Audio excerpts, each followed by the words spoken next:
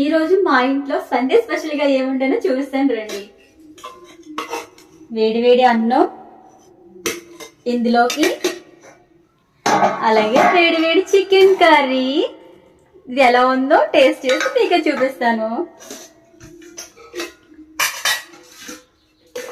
కొద్దిగా అన్నం తీసుకుంటున్నాను,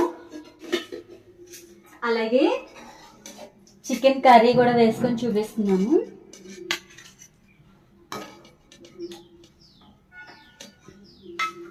పైకి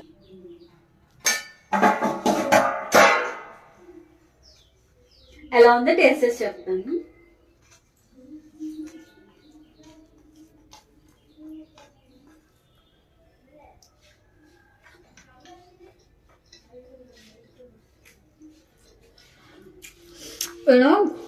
ఇలా వేడివేడిగా చికెన్ కర్రీ, రైస్